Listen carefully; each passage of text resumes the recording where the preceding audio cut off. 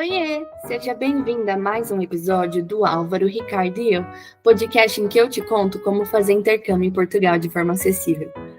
Hoje o papo é com Adolfo, aluno da USP que passou 5 meses em Braga, Portugal, com uma bolsa mérito da Alcane, Agência USP de Cooperação Acadêmica Nacional e Internacional. Adolfo, quero agradecer a sua participação e seu tempo e abrir espaço para você se apresentar. Conta pra gente de onde você é, o que você estuda e como surgiu a vontade de fazer intercâmbio em Portugal.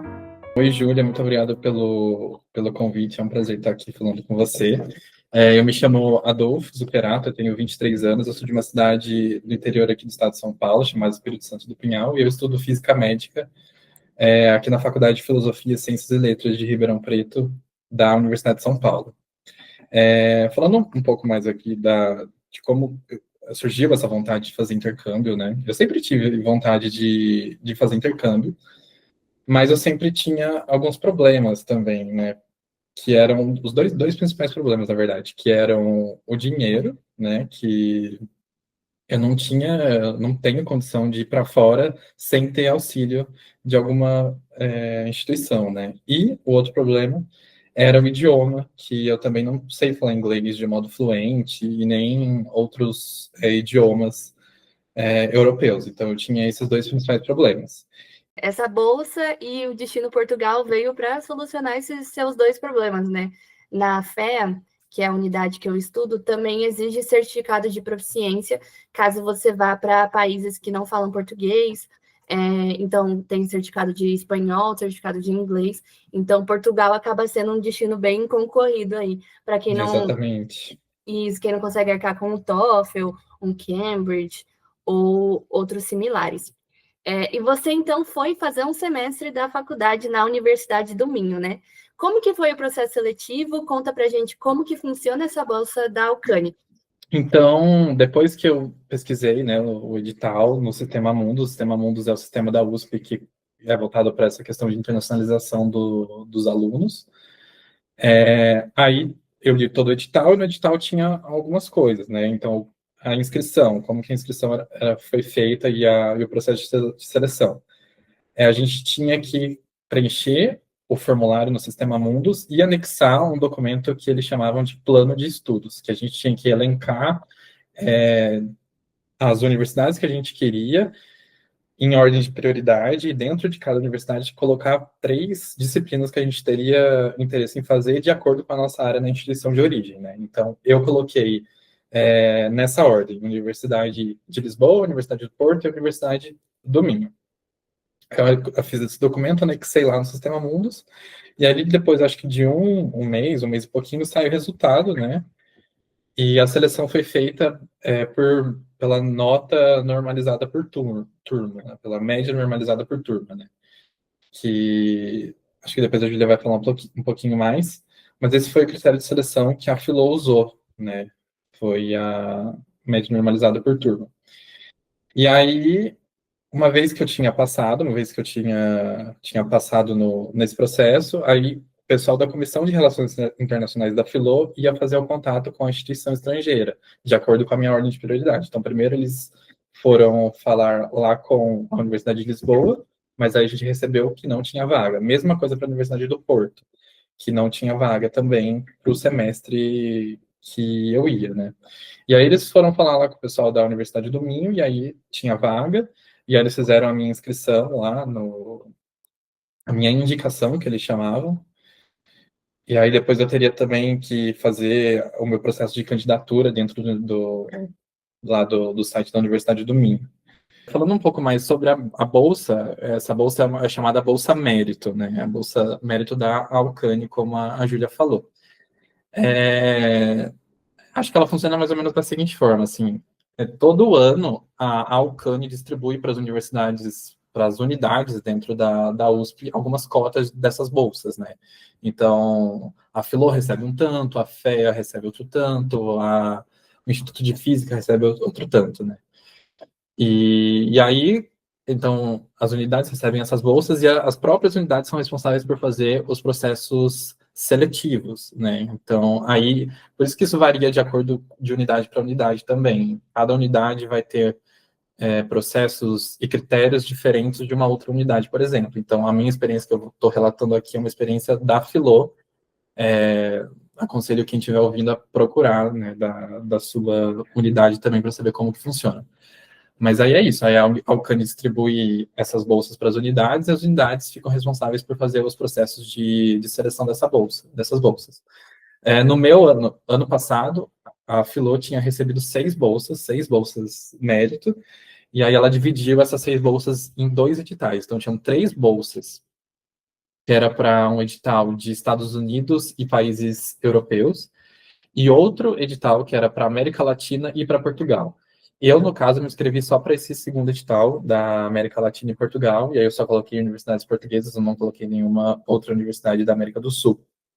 Boa, eu dei uma boa pesquisada sobre como funciona a Bolsa Mérito na FEA, porque antes de passar na Bolsa da USPIN, que tem episódio aqui contando como funciona, eu queria me inscrever para essa Bolsa Mérito, e na FEA ela funciona de uma forma muito similar. Então, ela também recebe essa cota de bolsas da Alcane, e você também se inscreve em um único processo seletivo. Então, a FEA, todo semestre, abre um processo seletivo de intercâmbio, e nesse mesmo processo seletivo você vai concorrer à bolsa. No da FEA você precisa selecionar se você quer concorrer à bolsa ou não. No da Filô, acredito que você não precisou fazer essa seleção, né, Adolfo? Eles já consideraram que você queria concorrer à bolsa. Mas é isso, foi um processo seletivo só. É diferente da AUSPIN, a Bolsa de Empreendedorismo, que é uma bolsa separada para toda a USP e não é um intercâmbio acadêmico, né? Você vai para desenvolver um projeto. Acho legal aqui fazer um disclaimer, que é o mesmo disclaimer que eu fiz no edital da USPIN, que a seleção é por nota normalizada, que não é a média ponderada. A média ponderada é aquela que você encontra no Júpiter, no seu histórico escolar, e vai fazer uma média ponderada entre as matérias que você cursou. Agora, a nota normalizada, ela avalia o seu desempenho em relação à sua turma, as matérias que você cursou. E aí ela vai ser um pouco menor, assim, é bem difícil uma nota normalizada passar de 6. Se ela estiver passando de 6, concorre para a bolsa, que é a grande chance de você conseguir. Mas não se assusta se ela for um pouco mais baixinha, tá? E aí é bom porque compara pessoas que fazem matérias mais fáceis e matérias difíceis. Coloca todo mundo no mesmo pedestal para não ter nenhuma desproporcionalidade ali na concorrência. No edital da FEA também, Adolfo, eu não sei se no da Filô tem isso, mas tem alguns requisitos para você poder se inscrever para o intercâmbio acadêmico e também para a bolsa, que é requisito de conclusão mínimo ou máximo do curso. Agora eu não sei de cabeça, eu acho que você que está ouvindo vale pegar o último edital da sua unidade e ver qual que é se tem esse requisito e qual que é o percentual. Na FEA, eu lembro que era algo, você tinha que ter feito o mínimo de 40% e máximo de 90%, algo nesse sentido. Então, é sempre bom consultar, às vezes você vai ter que esperar um pouquinho mais para se inscrever, se você estiver no começo desse curso. Última coisa que eu queria comentar é que você precisou do passaporte para se inscrever, né? E como é que foi isso? Você já tinha? Você teve que ir atrás? Porque demora para sair, então acho bom a gente deixar esse disclaimer também, porque no da FEA eu sei que você precisa do passaporte para se inscrever, no da USPIN também. Então, se você quer intercâmbio, já vai correr atrás do seu passaporte, que ele pode demorar para fazer, e você não vai querer essa dor de cabeça. Exatamente.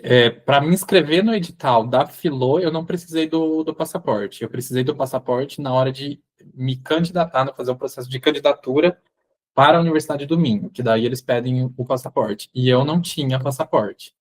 Então, eu tive que ir atrás de fazer, ir lá na Polícia Federal, para fazer todo o processo de tirar passaporte também, para eu conseguir finalizar o meu processo de candidatura. Por isso que demorou um pouquinho mais também o meu processo de candidatura, né? E para fazer o passaporte foi bem tranquilo, assim, acho que ficou pronto em menos de duas semanas. Então, foi bem tranquilo nesse sentido. Falando um pouco sobre a questão dos requisitos que você comentou para participar, tinha sim, no meu edital, tinha requisito mínimo e máximo de conclusão de curso. Foi o mesmo que você disse, você tinha que ter um mínimo de 40% dos créditos cumpridos e não poderia ter mais que 90% dos créditos cumpridos, né? Então, tinha também esses requisitos. Também tinha requisito que você não podia ter reprovação no seu histórico. Você não podia ter reprovação, na verdade, você não podia ter reprovação que você não tinha obtido aprovação depois, né? Então, Então, isso é uma coisa que varia de unidade para unidade e vale a pena você entrar no mundo dentro da sua unidade e ler lá os últimos editais. O edital, por exemplo, da Filô desse ano, de 2025 para em 2026, eu acho que não tem mais o requisito mínimo, o requisito máximo de conclusão de curso. Então, isso é uma coisa que varia também. Boa, sinto aluno da graduação tá podendo, né? É. Adolfo, indo para o financeiro, qual foi o valor da bolsa? Foi suficiente para cobrir todas as despesas do intercâmbio? E quando você recebeu essa bolsa, foi de uma vez só? Ela chegou com antecedência ou chegou bem na época de você embarcar? Como que foi esse processo? Então, ainda quando estava me inscrevendo, não falava nada no edital explicitamente quanto era o valor da bolsa e nem se haveria bolsa, né? E isso eu fui descobrir uma vez que eu já tivesse passado, aí eu entrei em contato, comecei a trocar muitos e-mails com a Comissão de Relações Internacionais, aí eles me falaram todas as informações. Então, a bolsa é uma bolsa de R$ 28.000 que a gente recebe. Eu recebi a bolsa 2 dias, na verdade, foi no dia que eu fui viajar, né? No dia 29 de janeiro de 2025, foi o dia que eu recebi a bolsa e também o dia que eu estava embarcando para Portugal, né? E a gente recebe a bolsa de uma vez só, assim, então cai lá na minha conta todos os R$ 28.000 e aí cabe a mim, né, ficar fazendo esse balanço de transferência de dinheiro, transferir para euros, pagar as coisas, né, guardar dinheiro para que dure todo o semestre lá, né. Assim, por eu ter recebido a bolsa no dia que eu fui viajar, todos os gastos que eu tive antes, eu não paguei com o dinheiro da bolsa, né? A minha família que pagou, no caso, que foi, por exemplo, passagem de avião, seguro-saúde e todos os gastos relacionados ao visto também. Então, eu não usei a bolsa para cobrir esses gastos. E se eu tivesse usado a bolsa para cobrir esses gastos, aí teria sido também uma bela despesa, porque essas coisas são caras, né? Então, eu não usei, eu usei o dinheiro da bolsa exclusivamente quando eu estava lá em Portugal, né?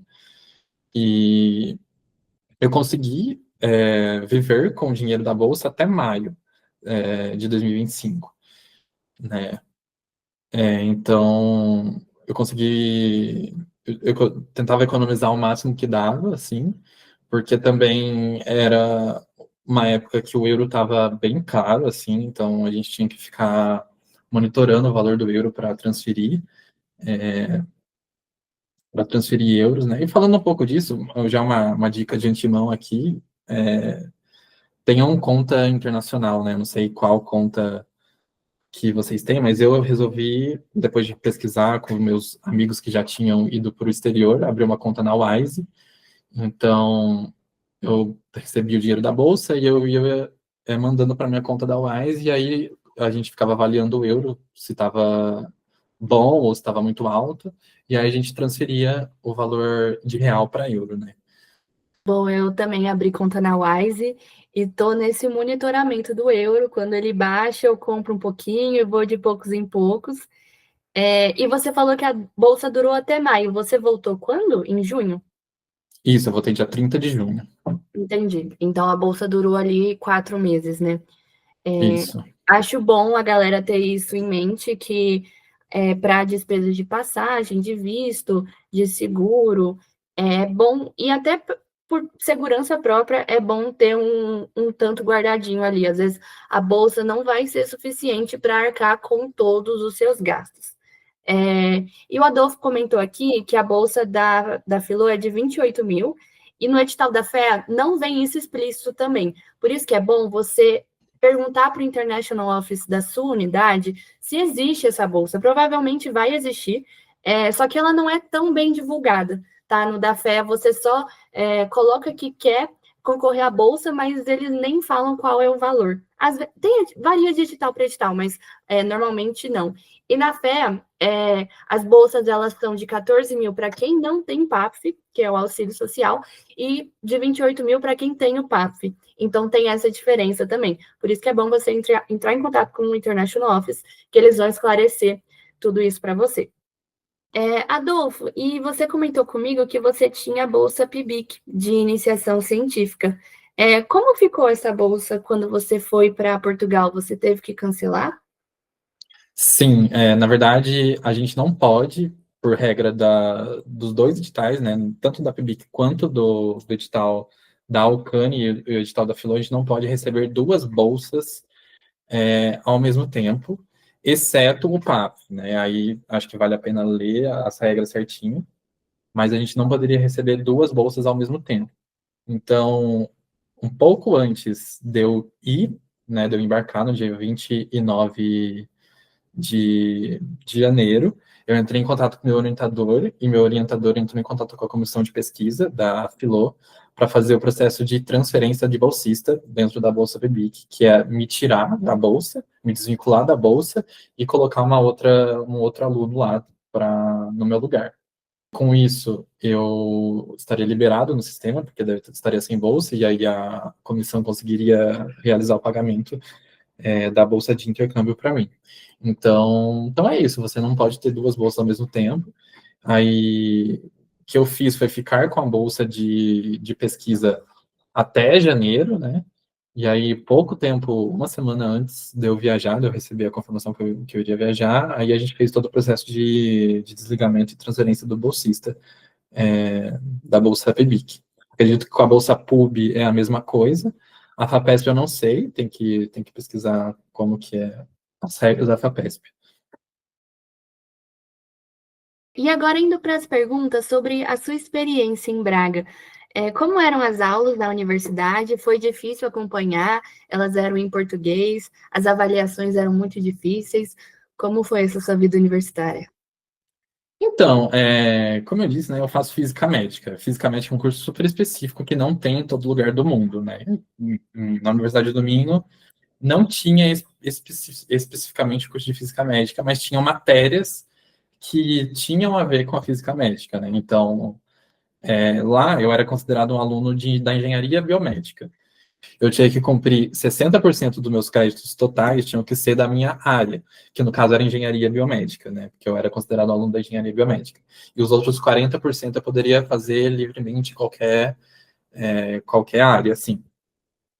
E aí, então, eu tinha que ir lá no site da Universidade do Minho e ficar procurando as disciplinas que mais me interessavam, ou que mais tinham a ver com a física médica, né? E aí eu acabei fazendo, então, 4 disciplinas do mestrado em engenharia biomédica.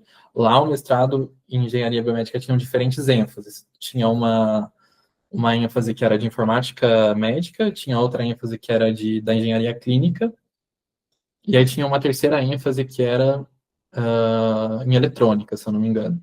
Mas eu acabei escolhendo disciplinas só da informática médica e da engenharia clínica.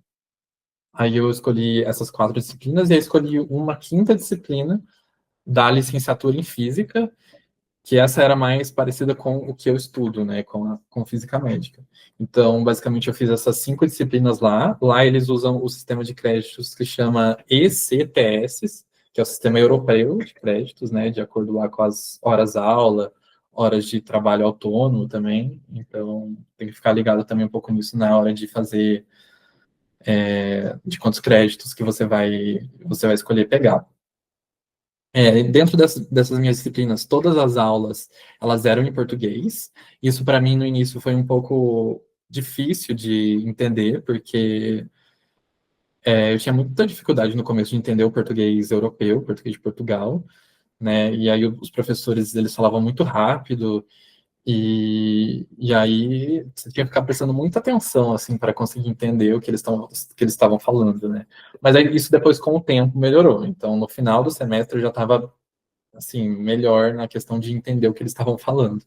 Mas todas as aulas eram em português. Isso é uma coisa que meus amigos que não falavam português sofriam também, porque, imagina, as aulas eram em português, eles não falavam português, então como é que faz, né? Mas aí os professores, às vezes, faziam material específico em inglês e tudo mais.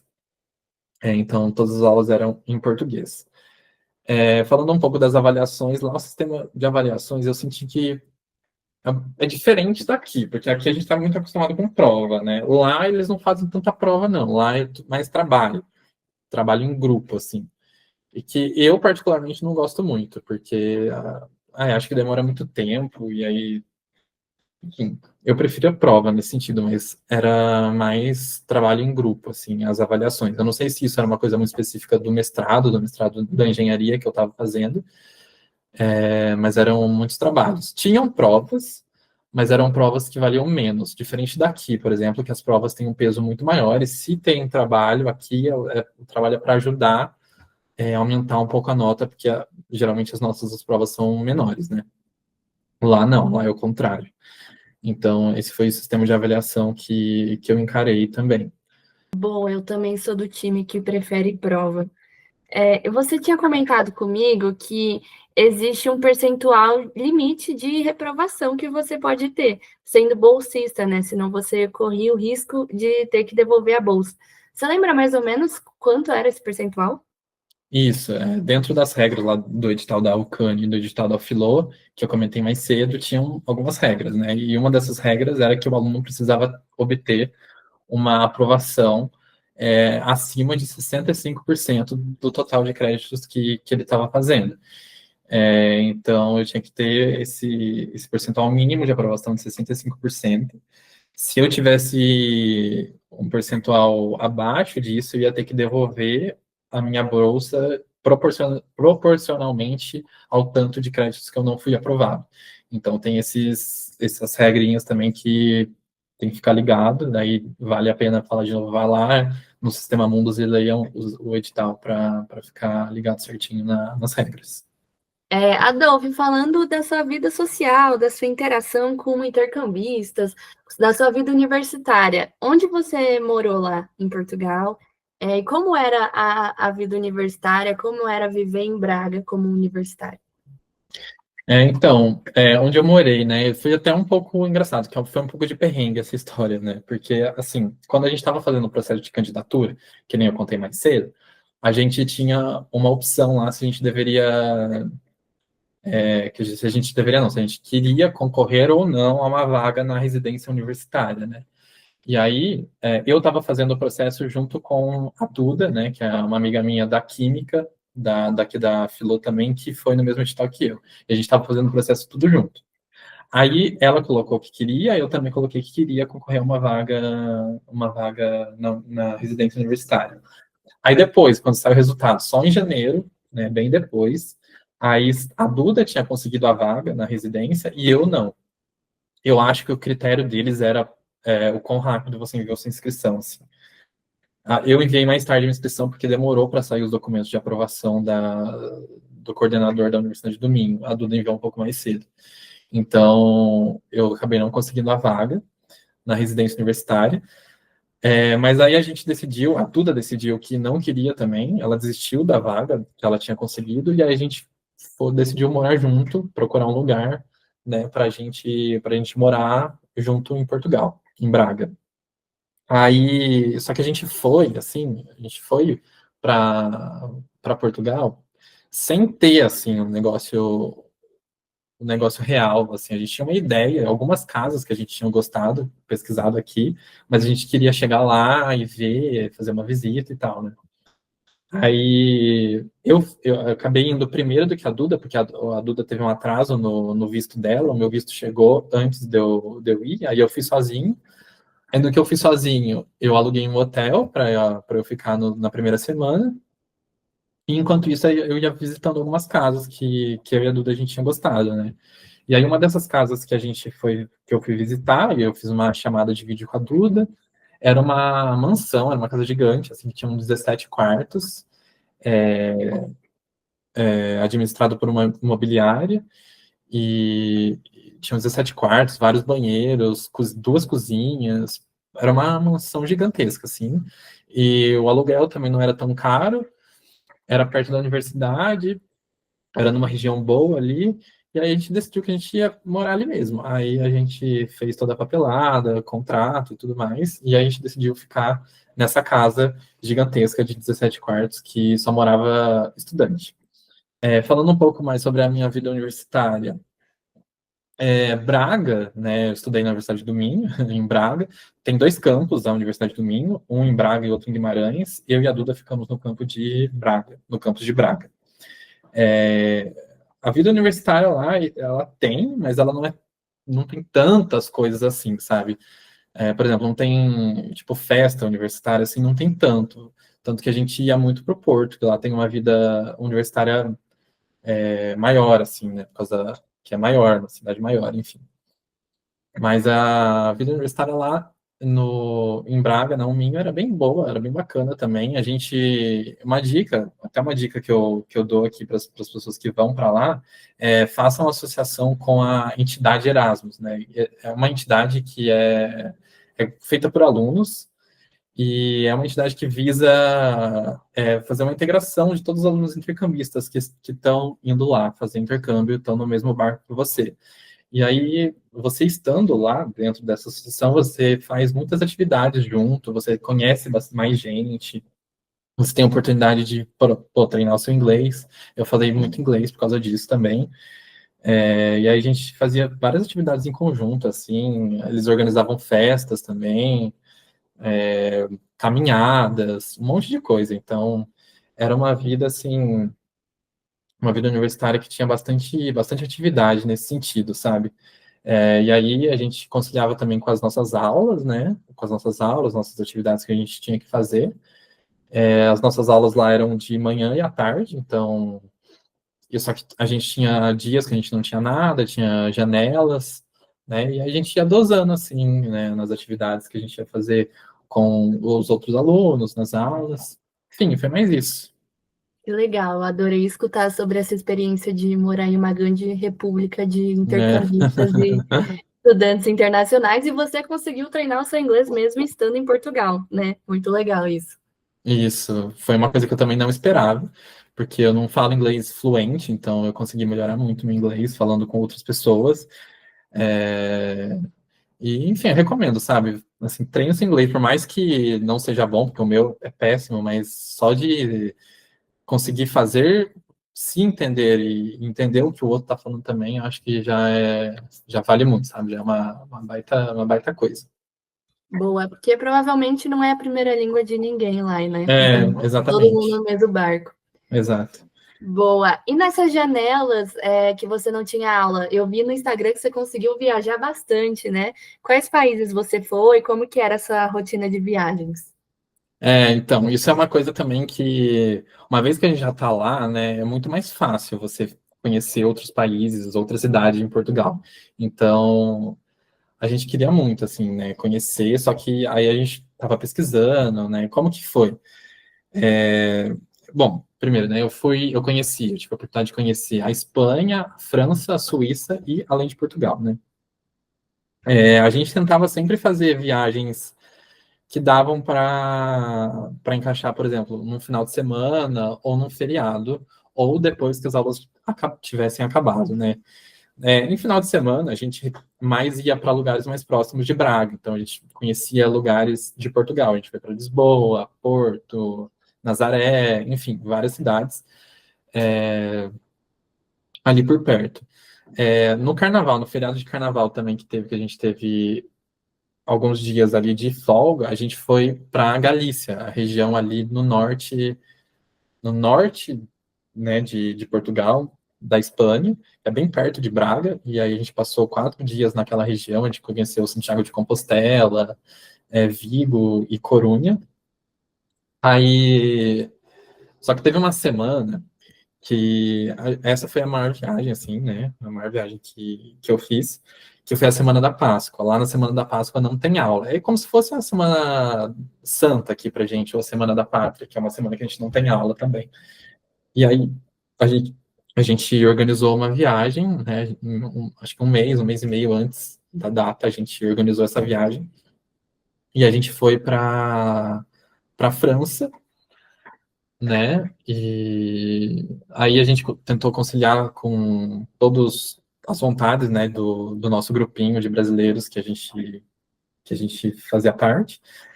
E aí a gente conseguiu ir para a França. E aí uma coisa que eu fiquei muito, muito feliz, que foi um dos meus lugares favoritos de conhecer, era que a gente ia chegar em Lyon, né? E Lyon é bem perto de Genebra. Em Genebra, para quem não sabe, tem o CERN, que é o maior acelerador de partículas do mundo.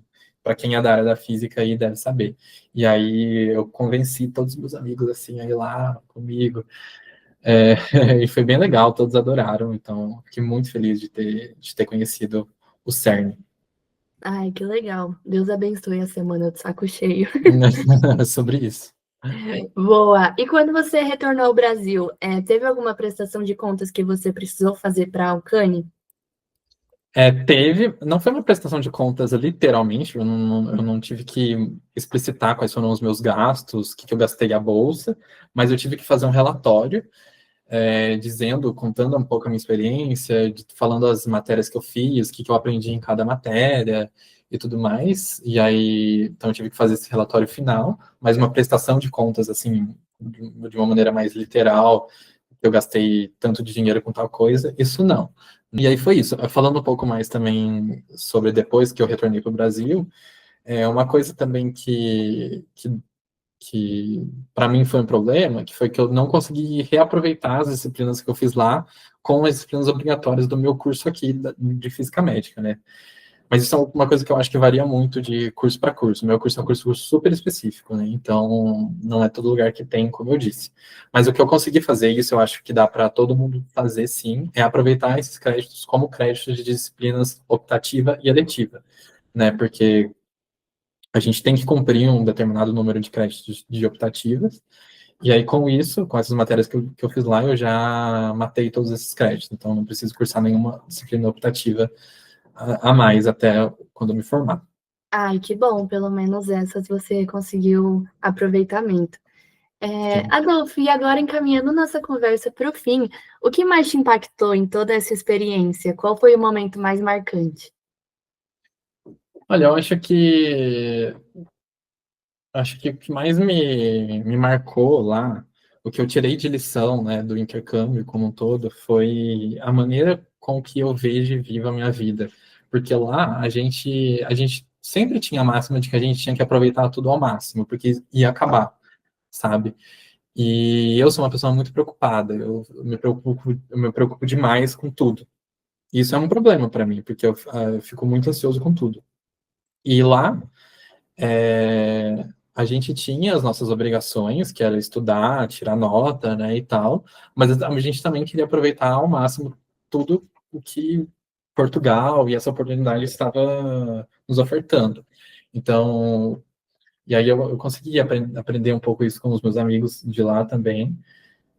Então, essa foi a minha maior lição que eu tirei lá, sabe? De aproveitar os momentos ao máximo e nunca deixar de viver por medo ou por excesso de preocupação, sabe? A gente tem que sempre não se preocupar tanto assim, ou tentar pelo menos não se preocupar tanto, né? Muito bom, fico feliz de escutar toda essa transformação que o intercâmbio teve em você. E se Uhum. você pudesse deixar um conselho ou dica para quem quer fazer um intercâmbio, seja um intercâmbio ou com bolsa da USP ou qualquer outro tipo de intercâmbio, qual seria? Bom, eu acho que um conselho que eu dou, assim, para essa bolsa em específico já que a seleção foi por nota, acho que não tem como não falar aqui para o conselho maior seria estudar e tirar boas notas, né? A gente sabe que a realidade é mais complexa do que isso, mas é uma coisa necessária, né? Já falando mais de lá, eu acho que uma dica mais específica seria realmente se associar ao Erasmus, e aí você vai ter acesso a várias atividades de integração, você vai ter acesso a descontos também de, por exemplo, empresas de ônibus ou de avião, se você quiser viajar. Então, isso era uma coisa que, quando eles apresentaram, eu fiquei meio assim, será que eu vou gastar, acho que eram 20 euros na época. Será que eu vou gastar 20 euros com isso, assim? Mas aí, conversando com os meus amigos brasileiros, aí eles fizeram, e aí eu resolvi fazer também, e eu não me arrependo, porque ele te dá muitas oportunidades, sabe? De você participar de várias atividades, conhecer várias pessoas. Enfim, essa é uma dica mais específica que eu dou, assim, também. Que legal, não conhecia dessa associação, vou dar uma pesquisada e muito provável eu coloque em prática. Obrigada aí. Boa. Adolfo, muito obrigada por compartilhar sua história. Eu acho que esse episódio mostra que, com bom desempenho e atenção aos editais, é possível sim fazer um intercâmbio, ainda mais sendo aluno da USP. E eu espero que você, ouvinte, saia desse episódio um pouco mais inspirado para dar o primeiro passo. Valeu, Adolfo, e tchau, tchau. Até o próximo episódio. Tchau, tchau. Obrigado pelo convite, Júlia.